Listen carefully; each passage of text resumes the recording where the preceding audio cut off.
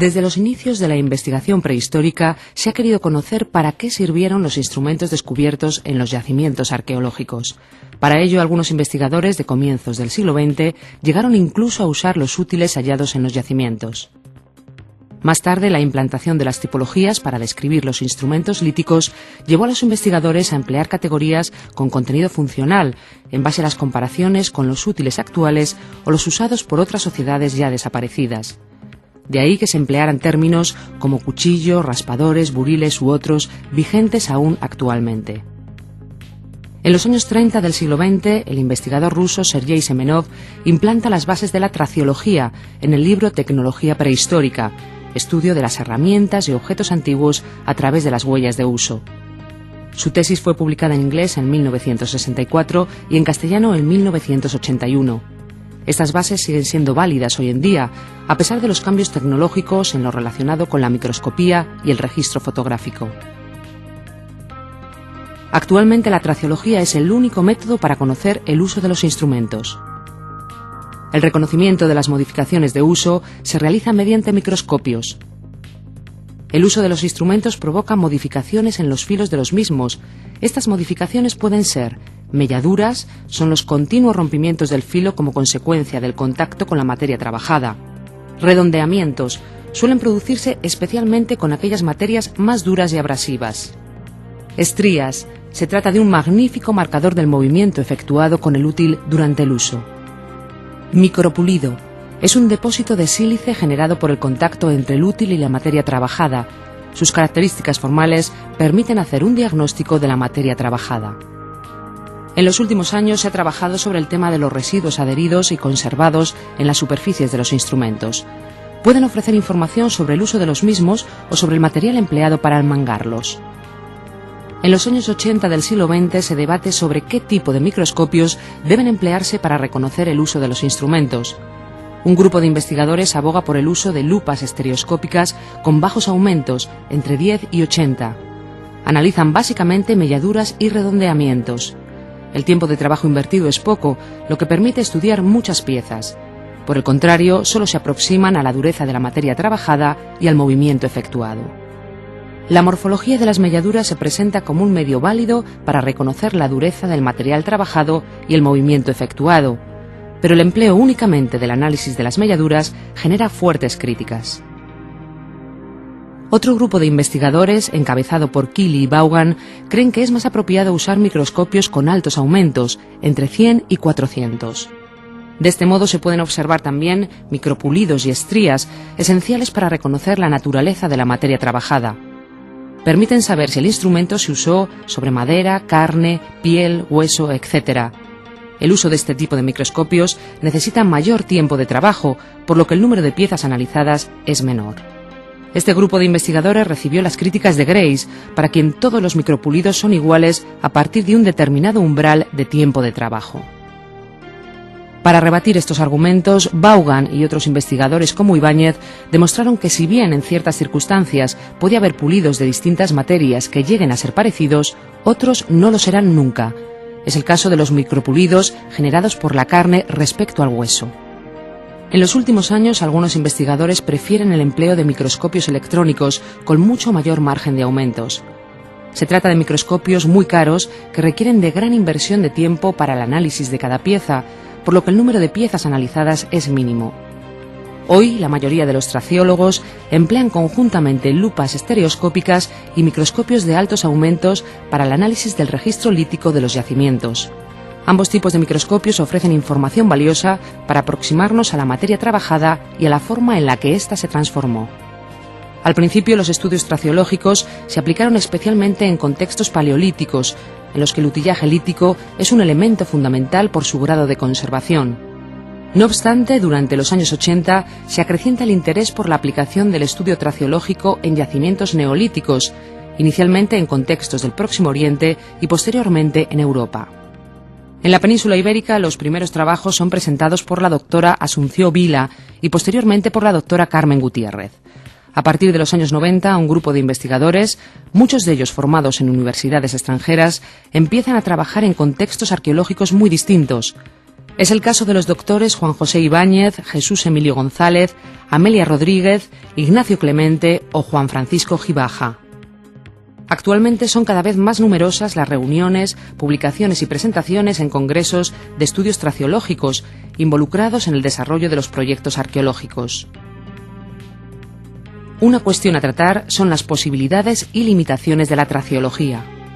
Como toda disciplina en arqueología, la traciología tiene posibilidades y limitaciones en lo relativo a aspectos como el número de piezas encontrados en los yacimientos, el grado de alteración del material u otros. El estado de conservación del material es un aspecto esencial para obtener unos resultados óptimos. Por ello debemos enseñar a los arqueólogos cómo tratar el material que descubren en los yacimientos. El mejor tratamiento consiste en guardar cada pieza en un recipiente individual, sin siglar, sin dibujar y sin limpiar. Las formas son muy variadas. Muchas alteraciones se originan posteriormente a la deposición o como consecuencia de la manipulación de las comunidades que elaboraron, usaron y abandonaron los instrumentos. Es el caso del uso del tratamiento térmico para tallar o la aparición de lo que se conoce como lustre de espejo, propio del contacto entre ítems líticos. Otras alteraciones como la pátina dificultan enormemente la determinación de las huellas de uso. Solo en casos muy concretos, como el de aquellos instrumentos que presentan un intenso lustre de cereales o elementos de proyectil con fracturas de impacto, podemos aproximarnos a su función. El dibujo de las piezas provoca en ocasiones el contacto de las mismas con el grafito del lápiz. Esto genera fuertes alteraciones que no pueden solventarse limpiando el material. Por esta causa no se deben dibujar las piezas antes del análisis traciológico. La experimentación y la etnografía son fundamentales para los estudios traciológicos. La experimentación es el medio de comparación para reconocer las huellas generadas por las diversas materias trabajadas. Cuando en el utillaje arqueológico reconocemos nuevas huellas, la resolución de su origen pasa por configurar un programa experimental específico. Las variables que empleamos a la hora de conformar el programa experimental son muy diversas y hacen referencia a aspectos como la materia trabajada, el tipo de útil, la materia de la que está hecho el instrumento, el utilizador, etc. El proceso de inferencia es la comparación entre material arqueológico y experimental. El primer paso en la experimentación es la elaboración de los instrumentos. En nuestro caso, el tecnólogo emplea diversos tipos de percutores. Se realizan procesos técnicos similares a los que se usaron en el pasado para obtener instrumentos iguales a los arqueológicos. Si es necesario, se retocan para configurar útiles idénticos. Y en ciertos casos, finalmente se enmangan, como pudieron hacerse en el pasado. Se organizan programas experimentales para resolver cuestiones concretas. Es el caso de la elaboración de puntas de proyectil empleadas en actividades cinegéticas. Para el traceólogo, el interés se centra en las modificaciones generadas durante la talla y el uso. Interesan las fracturas y estrías de impacto. Los resultados obtenidos ayudarán a entender el utillaje documentado en yacimientos como la costa de Cal Martorell. Otro ejemplo lo tenemos en el reciente trabajo realizado sobre los perforadores hallados en el asentamiento neolítico de Zafrín. Este asentamiento se encuentra en el archipiélago de las Islas Chafarinas, en el mar de Alborán, frente a la costa de Marruecos Oriental, cerca de la desembocadura del río Maluya y de la frontera argelina. Se compone de 3 islas, con una superficie total emergida de algo más de 50 hectáreas. De este a oeste, las islas se denominan del Congreso, de Isabel II y del Rey. En la actualidad, la distancia con la costa es de 3,5 kilómetros, pero se supone que las islas estuvieron unidas al territorio africano, constituyendo un antiguo cabo, prolongación del actual Cabo de Aguas. Las dataciones absolutas realizadas nos indican que hubo una ocupación humana en torno al 4400 a.C. Entre las estructuras encontradas se han documentado hogares, cubetas y en 2004 una pequeña cabaña circular con un hogar central. El grupo llevó consigo todo un instrumental neolítico, como cerámica, ornamentos y útiles líticos. Lo emplearon para explotar, procesar y obtener productos domésticos procedentes de la ganadería vacuna y ovicaprina y de los recursos marinos que tenían a su alrededor, como moluscos, mariscos, peces o focas. Entre los restos arqueológicos sobresale la cerámica confeccionada formando recipientes esféricos o semiesféricos y globulares, con una amplia variedad de tamaños. Son mayoritariamente lisas, si bien hay vasos con decoración cardial y en menor medida impresiones a peine, digitaciones, ungulaciones o cordones adheridos. También se han documentado algunos molinos, empleados seguramente para triturar distintas materias vegetales, animales o minerales, así como un hacha pulimentada. Cierra este repertorio el hallazgo de pequeñas conchas perforadas, empleadas como elementos de adorno. Las prospecciones llevadas a cabo en las 3 islas que configuran las Chafarinas mostraron que la mayor parte de la materia prima representada en el asentamiento del Zafrín provenía de las formaciones geológicas de la Isla del Rey. La litología más representada en el yacimiento es un tipo de roca silicia, probablemente radiolarita, de colores rojizos, marrones y amarillentos. Esta roca puede encontrarse incrustada en la formación rocosa de dicha isla, por consiguiente sería de fácil acceso y no requeriría de trabajos especiales para su adquisición. Parece que pueden obtenerse habitualmente bloques de mediano tamaño similares a los encontrados en el asentamiento.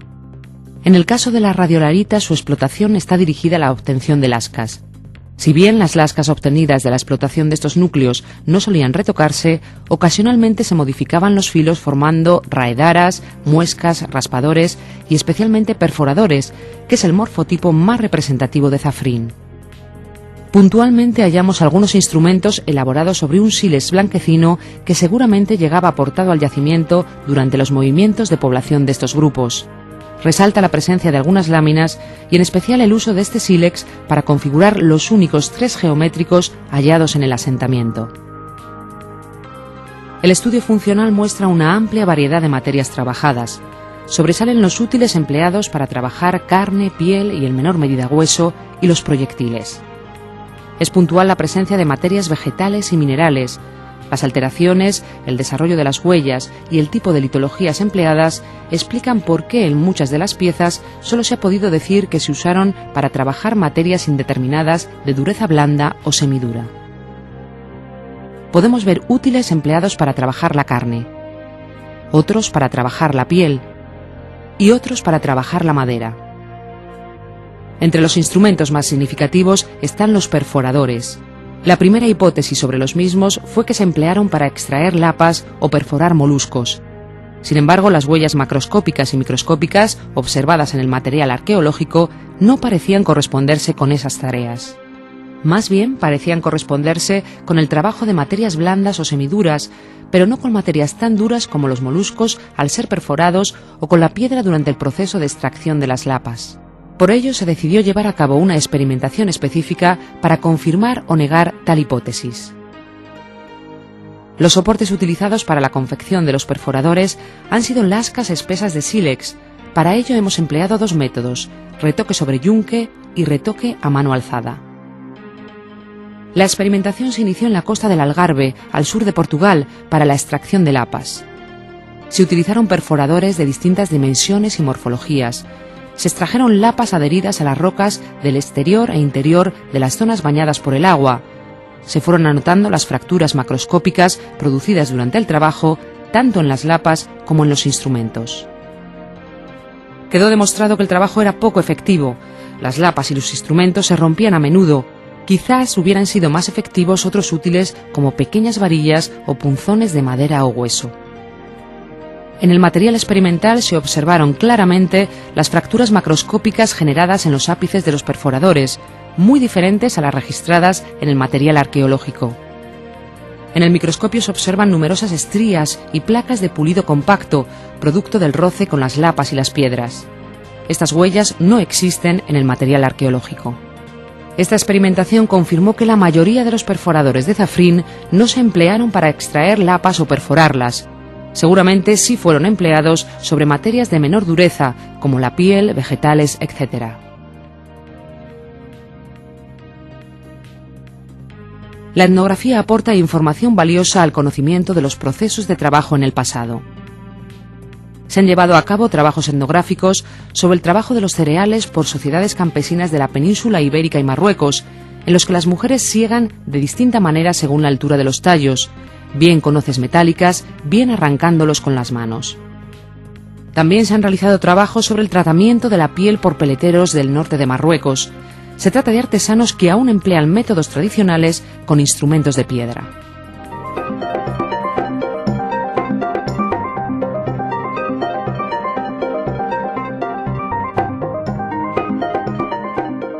Para entender lo expuesto hasta ahora se mostrarán algunos ejemplos sobre yacimientos e instrumentos arqueológicos estudiados por diversos investigadores.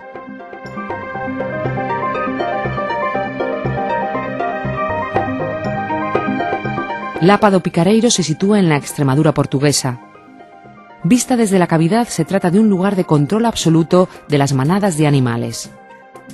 El registro arqueológico está formado especialmente por restos de fauna compuesta por ciervos, jabalíes, rebecos y especialmente conejos. Asimismo se documentan moluscos perforados. Se han documentado diversos hogares, algunos son de dimensiones enormes y pudieron servir para cocinar y ahumar la carne. El registro lítico está compuesto especialmente por instrumentos de sílex, aunque también aparecen otras materias como la cuarcita. Algunas de las láminas remontan, lo que denota que ciertos procesos de talla se realizaron en el propio asentamiento. Los instrumentos más abundantes son las pequeñas laminillas de dorso, fueron empleadas sobre todo como elementos de proyectil. Otras láminas y lascas fueron usadas en actividades de descarnado y puntualmente para trabajar objetos de madera o hueso. También son abundantes los instrumentos destinados al tratamiento de la piel. Todo ello corrobora la idea de los directores de la excavación, de que se trataba de un lugar dedicado a la caza, en el que además se procesan las materias animales obtenidas, la carne y la piel.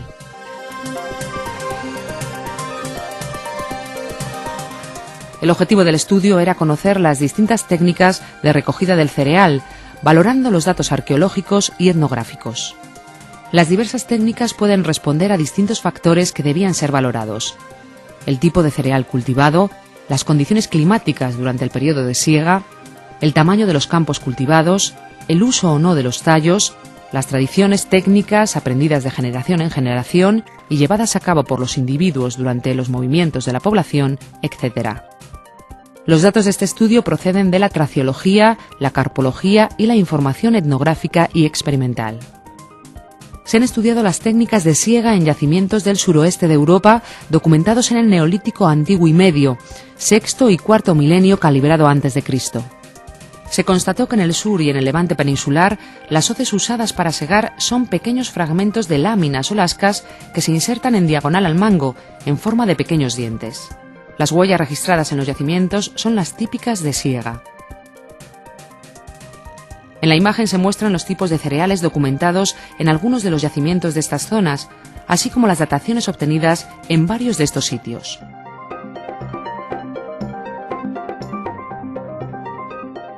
Por otra parte, en el noreste de la península ibérica y en el sudeste francés, las hoces habitualmente son láminas de un tamaño importante insertadas paralelas a los mangos. En estas zonas aparecen piezas con huellas de siega, junto a otras con fuertes abrasiones, vinculadas con el corte de los tallos cerca o sobre el suelo. Draga, en Gerona, es un caso particular. Al tratarse de un yacimiento cerca del lago de Bañolas, se han conservado múltiples instrumentos de madera. Se han registrado dos tipos de hoces, las típicas del noreste peninsular y otras en las que una sola lámina de tamaño importante se inserta en diagonal. Una de estas últimas hoces se conserva con un fragmento de lámina aún insertado al mango. Este tipo de hoces, con una lámina insertada en diagonal, hasta hace poco tiempo solo estaba registrada en la Draga. Ahora está documentada también en áreas del centro peninsular, en yacimientos como La Lámpara o La Revilla en Soria o Casa Montero en Madrid. Existen métodos de siega en los que no se usan hoces, como son el arrancado de los tallos o el empleo de mesorias. Este último se ha documentado en Asturias. Se trata de un sistema empleado en producciones pequeñas practicadas en área de montaña, donde el proceso de maduración del cereal es escalonado en relación al lugar donde se ha cultivado. En este gráfico se puede ver la distribución de los tipos de hoces en la península ibérica.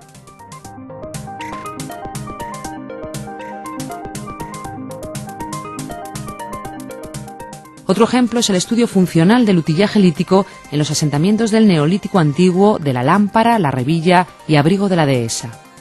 Estos yacimientos se encuentran en el Valle de Ambrona, en Soria. En los resultados del análisis funcional del yacimiento de La Lámpara destacan los instrumentos empleados para segar y raspar piel.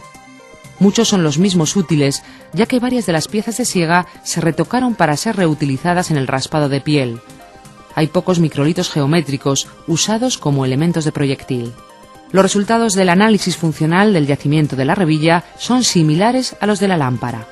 En ambos yacimientos se encontraron hoces con el enmangue de una lámina en diagonal. Este tipo de enmangue es similar al de una de las hoces del yacimiento gerundense de la Draga, en el que se conserva el mango de madera. Se documentaron piezas de siega reutilizadas en el raspado de piel. También se hallaron geométricos empleados como proyectiles. En las imágenes se ven posibles formas de enmangamiento con geométricos experimentales en base a los datos traceológicos. A diferencia de los anteriores, en los resultados del análisis funcional del abrigo de la dehesa sobresalen los instrumentos destinados a la obtención y procesado de materias animales. En cambio, es puntual la presencia de piezas de siega. Estos son algunos de los microlitos geométricos encontrados en el abrigo de la dehesa. Se ve en dos de ellos el detalle de las fracturas de impacto. Esta pieza es una de las pocas láminas empleadas para segar halladas en este yacimiento. Se muestra un detalle de uno de los útiles empleados para raspar piel seca.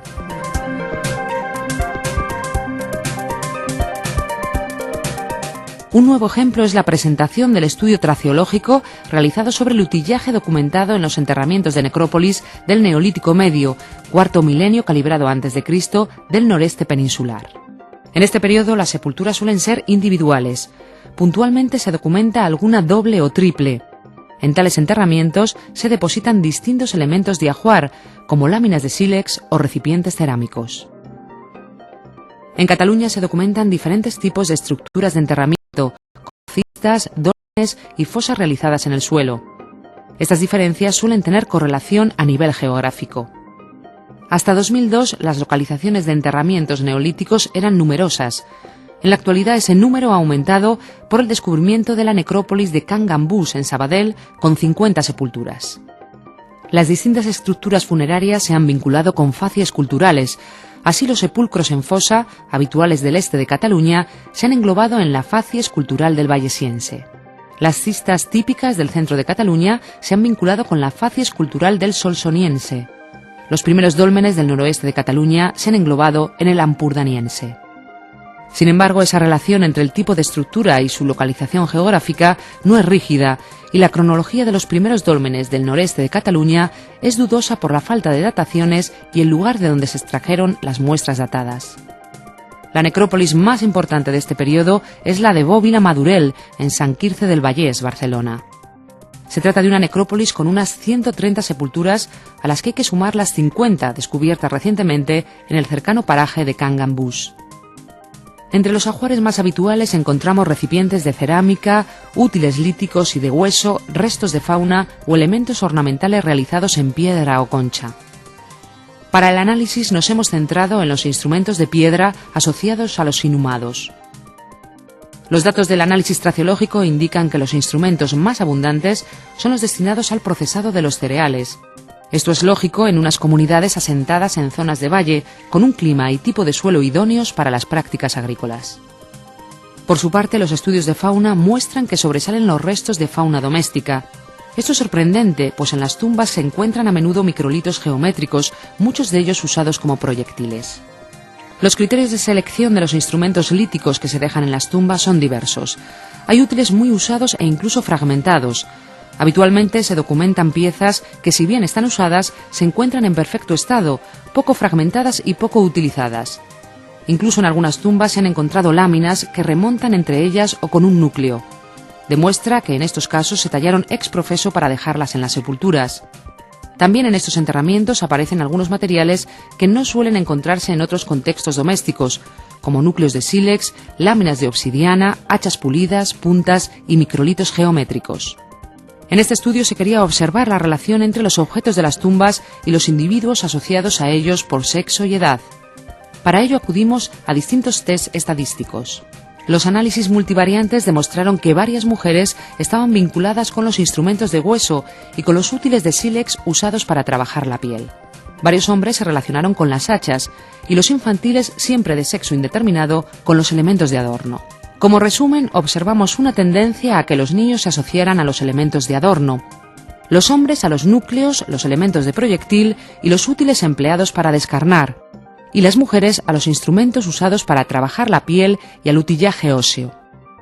Asimismo, hombres y niños compartían su vinculación con las hachas, mujeres y niños con la malacofauna y todo el grupo con los instrumentos de piedra tallada y el uso de estos para el procesado de cereales. También existían diferencias cuantitativas. Aunque habitualmente los ajuares más abundantes están con hombres, alguna mujer y algún niño tienen mucho más ajuar que otros hombres. Estamos pues ante sociedades con diferencias en el acceso a ciertos bienes de alto valor o estatus, con distribución diferencial de ciertas tareas. Otras, como la siega y el procesado de cereales, requerían de la participación de todo el grupo. Ciertos niños muestran ajuares muy importantes, seguramente como consecuencia del estatus heredado.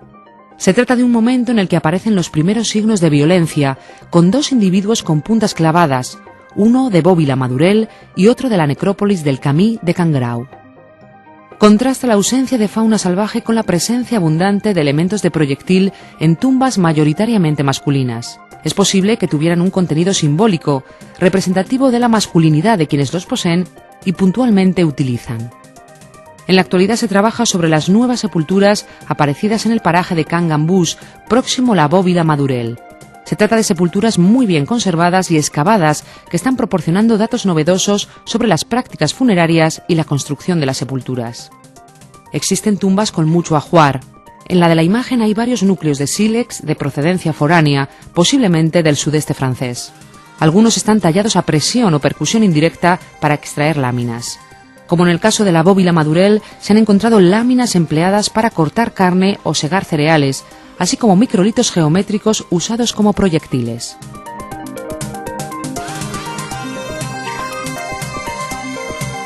Un nuevo ejemplo es el estudio realizado sobre la procedencia, tecnología y uso de las grandes láminas halladas habitualmente en contextos funerarios. Cronológicamente nos situamos entre el Neolítico final y los inicios de la Edad del Bronce. Los contextos funerarios son diversos: cuevas sepulcrales, hipogeos artificiales y especialmente estructuras dolménicas. Son contextos funerarios múltiples y con inhumaciones sucesivas. En estos contextos se han encontrado diversas láminas líticas. Algunas de ellas están retocadas, formando puñales. Si bien algunas pueden tener una procedencia local, la mayoría proviene del sudeste francés o de la cuenca del Ebro. Para la talla de estas láminas se emplean dos técnicas. La primera es la talla por percusión indirecta. La segunda es la talla por presión con palanca para obtener las láminas de mayores dimensiones. El estudio traciológico ha demostrado que muchas de estas piezas no se tallaron exclusivamente para dejarlas como ajuar, sino que previamente se emplearon en distintas actividades subsistenciales. El trabajo más representado es la siega de cereales. En ciertos casos, el trabajo de la siega fue tan intenso y duradero que algunas láminas se reavivaron varias veces para alargar su vida útil. Esto provocó la pérdida de buena parte de los filos. También algunas se emplearon para descarnar o para raspar piel.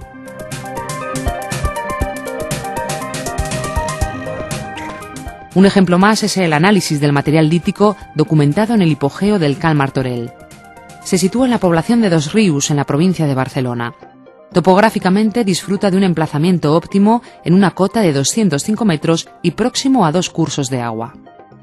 Se trata de un hipogeo artificial calcolítico excavado en contexto granítico al que se le ha añadido una entrada megalítica. En su interior se hallaron 25.508 restos óseos pertenecientes a unos 200 individuos. El grupo mayoritario es el de adultos de entre 20 y 40 años, un 47,9%, seguido del grupo juvenil entre 13 y 20 años, un 22,6%, y del infantil segundo, entre 6 y 12 años, un 14,9%. Los mayores de 40 años y los infantiles primero, menores de 6 años, son el segmento de población minoritario.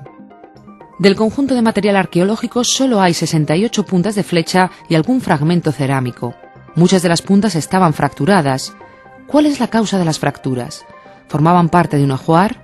¿Qué relación tienen las puntas con los inhumados? Para conocer el origen de las fracturas debían rehacerse y usarse. Fueron elaboradas puntas empleando distintos tipos de percutores y presionadores. Este tipo de útiles requiere de amplios conocimientos técnicos.